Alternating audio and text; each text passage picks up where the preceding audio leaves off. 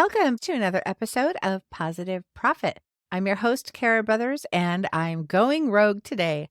I am stepping away for just a moment from my Carob series to bring you a fan favorite post on my Dog Treat Bakers Facebook group. This happens to be a recurring post, and it's a question that I get all of the time.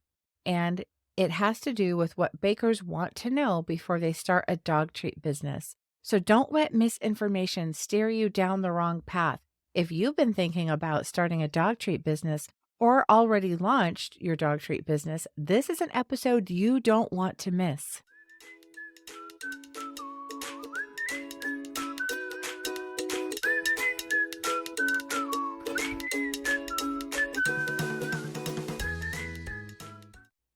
Welcome back, Dog Treat Bakers. There is a common question from new members in my group about how to start a dog treat business and what they need to know to get started. It is phrased in different ways, but here's the gist. I want to start a dog treat business. What do I need to know before I get started? And sometimes they'll even throw in, and I live in Connecticut, or I live in Florida, or Pennsylvania, something like that. I took a sample of these responses to formulate the top answers and the top questions. Sometimes we just don't know what we don't know, and I want all of you to know. I want you to be informed and prepared and successful and profitable in your dog treat businesses. This is information I wish I knew before I started out, and I found out along the way. So it's great if you haven't yet launched, or maybe you already have an established business and may not know. I want to bring you this information. So when I started out, the very first thing I did was what? What did I do? I hear the Jeopardy theme song going in my head. Did I purchase a cookie cutter? No, I didn't. I purchased a course. Okay. That's where I happened to start. I didn't do any research at all. I didn't know I had to. I didn't even know the right questions to ask. And there came a point in the course that I had purchased where it addressed vague guidelines for state regulations. However, virtually nothing was mentioned about the state where I live, California. I saw information about almost every other state except where I live. And the information from reading the requirements for other states, both in the course and from the student posts in their private Facebook group, was really encouraging. I got excited. But on the other hand, I couldn't find a single person in that Facebook group who actually lived in California who could shed any light on exactly what the rules were for California, except for 3 people. All right. Those 3 people all had different answers, even the course creator. Some said that a guaranteed analysis, or a GA, was not required for California, and that was someone who was doing business in California. Others said, yep, Californians can bake at home, but none of them had actually obtained their California pet food processor's permit. This got me a little concerned, and that's what prompted me to do hours and hours and hours and hours of research on my own to find out everything I could about what the rules are and regulations for my state. The first thing that caught my attention, like a train wreck, was that my state required me to manufacture dog treats in a commercial kitchen. Talk about having the wind let out of your sails. My dreams of baking at home and having this nice little retirement, cushy, set my own schedule, just at home business under the cottage food operation quickly evaporated. Nope, couldn't do it. I think I was near the end of the course when I found all this information. The topics I'm going to talk about today should help build your foundational research of your dog treat business. So before you begin buying cute cookie cutters, thermal printing, great packaging, logos, things like that, or any dog treat baking course, I hope you are listening to this podcast, watching this video. I recommend that you do get your advice directly from the agency you will be dealing with. I'm guessing that there are a few vendors who aren't running their business legally, and they may not even know it. So depending on your state or the states you plan to sell, there are a lot of rules and regulations to follow. It can be confusing, it can be expensive, sometimes it can be discouraging. but hopefully that doesn't keep you from trying because the rewards are so worth it on many levels. Here's a spreadsheet I put together of the top responses that people wanted new members to know who asked the question, what do I need to know before I start a dog treat business? And there were 10 things that came up most frequently. These aren't in order, but I'll briefly touch about them and then we'll talk about them later in more detail. First is the setup cost. Of course, it costs money to start a business, but things you should know is licensing costs money, the guaranteed analysis for your treats, all of that costs money as well, along with a business license, insurance, maybe your phone bills being paid out of the business, and getting an LLC, along with all of your kitchen equipment. There's all of the business side of the setup that is going to be a factor. The setup cost came up 5% of the time. The time cost involved to run your business, that topic came up 6.3% of the time. Of course, as a business owner, you know that we wear all the hats, of course. And if you can get help from a friend or a loved one or a family member, that makes it even better, especially when you're in those time crunch periods like packaging and labeling, and even someone to help you out during in-person events to help run your booth, to stay at the booth while you run to the restroom, go get food, things like that. So there is a time cost involved, and that's something that you should know before you start your dog treat business. Another one was getting insurance. That came up 7.5% of the time. Most of us use one of two companies, Next or Flip. I'm sure there's others out there, but those seem to be the two most popular ones for dog treat bakers. Checking with your local agriculture department, that came up the most frequently, 22.5%. It's a very important part of establishing your business to make sure it's adhering to those rules and regulations for whatever your local agriculture department says is necessary for having a dog treat business. Checking with your state and local city about requirements of selling dog treats, and every state is different. So what somebody may be doing over here, don't worry about what they're doing over there. You need to find out what's happening with your state because that's where it's going to apply for you. That came up 13.8% of the time. Very, very important. Even get down to the city level where maybe you need a business permit or a business license. Maybe your city doesn't require one. Maybe you need a permit to sell at your local farmer's market. Maybe not. Maybe you can sell in these designated areas. It just depends. You're going to have to find out and check. Getting an LLC, that's a topic that came up 6.3% of the time. I personally do not have an LLC set up. California is very costly to get an LLC, so I've chosen not to get one. And that was upon advice from the Small Business Administration in my town with what my situation was. But it's a topic that came up again 6.3% of the time. Guaranteed analysis for testing your treats is also something you should know before you start a business. This is a topic that came up 8.8% of the time, and it's a really important one. Not only is there a cost involved for every sample you send into the lab for them to test and give you the guaranteed analysis back, or the GA, that's really crucial information that you will need on the back of your label. Does everybody need a guaranteed analysis? And the answer is yes, and you'll find out why later in the episode. We have some words from someone at AAFCO, and you won't want to miss that.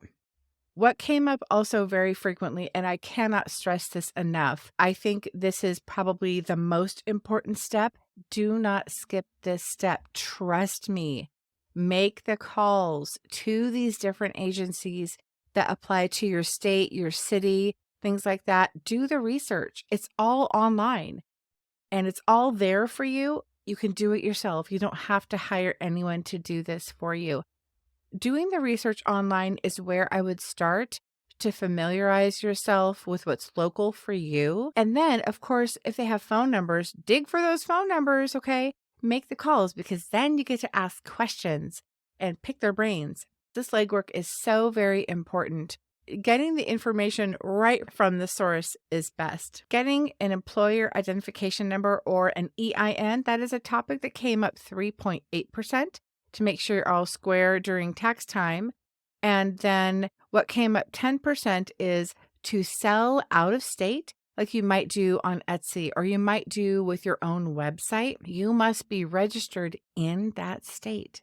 So let's say you live in Florida, but you want to sell to California or New York or Texas. You've got to be registered with the state. That means not only will you be checking your local agricultural department in Florida and your state department and maybe even the town you live in Florida, you're going to be checking with the state and Department of Agriculture in Texas or New York or California.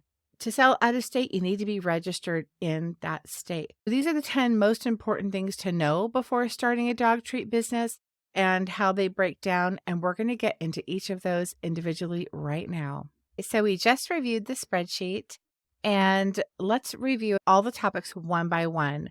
These are answers from some of our members in the group, the Dog Treat Bakers Facebook group. And so I wanted to share these answers. I've gone through them, vetted them all. They're all correct. And I wanted to share them with you because it offers a lot of great information if you're just starting out, or maybe you already launched and you weren't quite sure. Please, please, please stay tuned and listen. First is check with your local agriculture department. As I said earlier, you can pick their brain. Definitely do that research. Check for their requirement. Some have online info that you can go and check out. That's probably where you're going to start first. You're going to Google, agricultural department for wherever you live, and you're going to do that research first.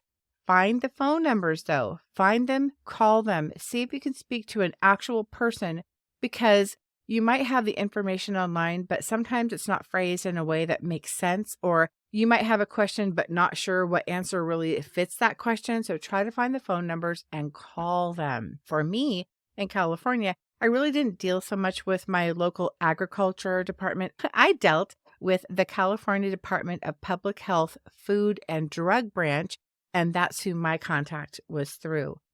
I emailed so many times that she eventually gave me her phone number and we got to talk and I got to pick her brain about all kinds of things. Someone else in the group says, your best bet is to check with your DOA, Department of Agriculture. They can be your best resource and have been super helpful for me. And I've called and emailed them with tons of questions, says somebody else, which was also my experience. Someone else goes on to say, the very best advice I can give you is to start with your state's Department of Agriculture.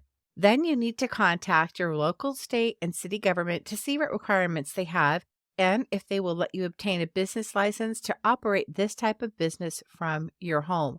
Start with the Department of Agriculture and go to step 2. The second thing that you need to know before you start a business is to check with your local state and city about requirements of selling dog treats. The reason? Each state is different. So what someone might be doing over here isn't necessarily what you're going to be doing because you live over here. So make sure you check what is local to you. Among countless comments, one theme was present when it came to this topic, and that is every single state is different in some way. Someone says, I researched for months and I got on the phone before I ever started. You've got to do the work required. In some states, you have to form an LLC and have an EIN number before you can even register with the DOA. There is a yearly fee, plus each treat to register has a fee per year at the DOA. To sell at certified farmers markets, you have to have liability insurance. Be registered with the state revenue department as well. Check with county and local offices for their requirements. Fantastic advice. Yes, yes, double, triple yes. I don't know what state they're in. Doesn't matter. You're going to check for your state all of these things, okay? Third, guaranteed analysis for testing your treats. All treats have to be lab tested for guaranteed analysis. Some states even require you to use their preferred lab. Someone says, to get practice in, I have training clients volunteering their dogs as taste testers. The reason this is important is because you want to be sure the sample you are sending in is from a recipe that's a banger. You want a banger recipe, right? You want to make sure that you already know dogs love this, that customers want to buy this. So have some volunteer dogs, whether it's friends or family, anyone, right? You're not going to sell these treats because at this point you don't have a license, you don't have registration. These treats haven't been tested. They don't have their guaranteed analysis, but you can give them away in exchange for important feedback. And perhaps you want to, depending on how friendly you are with them, you might want to have a really short form with a couple questions printed out that they can quickly fill out or get back to you, or even do a Google form. Get their email address, send them a Google form and the treats in exchange for their feedback, filling out that form so you can gather the data, so you can know, is this a treat that's going to be popular? Then pay the money to send it to the lab and get it tested. Someone writes, some states require each product to have an accurate and approved label that has been registered. For them, where they live, it's $75 each for each treat. That is not the case where I live in California, but check your state. While some states don't require registration for each label, you only need to submit each label for approval with no fee. The licensing fee covers the products. Now I want to show you an email that I sent to the AAFCO, the Association of American Feed Control Officials. I had a question about guaranteed analysis. Hello, I'm doing some research for my new podcast, Pawsitive Profit. It's a podcast to help others learn to start and grow an all-natural dog treat business, and I had a question about guaranteed analysis. Is a GA required in every state for dog treats? I ask because I also run a private Facebook group just for dog treat bakers, and many tell me that a GA is not required in their state. I did a Google search to see which states didn't require a GA, but I wasn't able to find this information. When I looked at the FDA website about information on marketing a pet food product, I found that according to the AAFCO model regulations, all pet food products should have a section of the label titled Guaranteed Analysis. My interpretation of this statement leads me to believe that all pet foods need a GA. Thus, no state is exempt from this requirement. Because my Facebook group has over 4,000 members, with some making the claim that their state does not require a GA, I'm writing an episode for my podcast about information on marketing a pet food product, and I want to make sure that the information about which states require a GA is correct, which is why I'm writing to you. And you guys, they emailed back the next day. I didn't see it until much later. This was at the end of November. And they say, hello, Kara. Thanks for reaching out with your question and best of luck on your new podcast. Unfortunately, there always seems to be some misinformation floating around online, and pet treat labeling is not immune to it. In the U.S., animal food, which includes pet treats and pet foods, is regulated on 2 levels, federally by the Food and Drug Administration, and then additionally on the state level. You can find the federal labeling requirements located in 21 CFR Part 501. Each state generally has a commercial feed law and regulations that go into more detail than the requirements listed in Part 501. And most of the state feed regulations mirror the AFCO model pet food regulations, which do require a GA, like you mentioned. I'm not aware of any state that exempts products from needing to list the GA. 2 other items that may be worth mentioning to your audience. Number 1, most states require some form of registration or licensing in order to sell pet treats. AAFCO produces a table with all the state requirements each year in our official publication. Many smaller dog treat bakers are not aware of these requirements. Number 2, AAFCO just approved the most sweeping change to our model pet food regulation in 40 years under the Pet Food Label Modernization Initiative.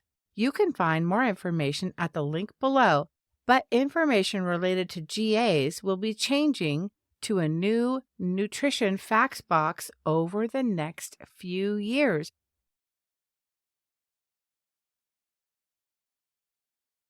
I was so grateful that he emailed me back and answered directly the question I had about a guaranteed analysis and do all states need one? Short answer, emphatic yes. I'll be linking the AFCO website as well as where you can find their official publication as well for your state's requirement. And also, I'm going to go ahead and link the new nutrition facts box that the GAs will be changing to. They sent a link for this too. So I'm thrilled that they sent this email to me and wanted to make sure you guys knew the information. So yay. Number 4, something you should know before you start a dog treat business. I cannot stress number 4 enough, you guys. I'm getting excited just thinking about telling you about it. Don't skip this step, please. Make the calls. Do the research online. It's all there for you. You can do this all by yourself. You've got this. I would only add that part of being an entrepreneur and starting your business is figuring out how to figure things out. If you expect things to be handed to you, and you can't put in the work to research legal requirements, come up with recipes, etc., then maybe owning a dog treat business is not for you. You've got to be very determined to make this work, but you can. You can make this work. Lots of us do, and it's so amazingly rewarding. Somebody says, get on the phone and call them. It takes a lot of legwork and researching. You have to do your part to protect yourself. Every state is different. Somebody else writes, it's a lot of legwork filling out paperwork with different agencies, testing recipes, sending them to labs for guaranteed analysis. The cost adds up quickly before you've even sold one package. It can be done, and many have crossed the finish line. Hard work and investments will pay off, but you have to have the want to and the time and the effort to put in. Somebody else says, you can do it on your own with making phone calls and legwork. The classes and courses do not give you the exact instructions, just guides. The rest is up to you. Every state is different, and nobody can give you personalized laws that you have to abide by. It requires a lot of research on your part. You have to do the legwork, and you can do this. Lastly, somebody else says, because this is the theme, right? Get ready for legwork on your own. It's a lot, and no one person can tell you what your city and state requires. Every state is different. I would find out the information directly from the agency themselves and put in the work. Once you know, you know. And once you know, then it's smooth sailing. Then you know exactly what to do.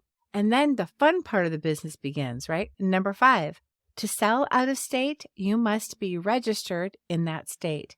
It is true. Regarding sellers on Etsy, somebody says, if they're not doing this, they are not following the regulations, and they could face hefty fines and penalties. I just read of someone who knew of someone who did not follow the registration and licensing, etc., and they got charged a bunch of fines, and they were banned from any pet services for 7 years. It happens.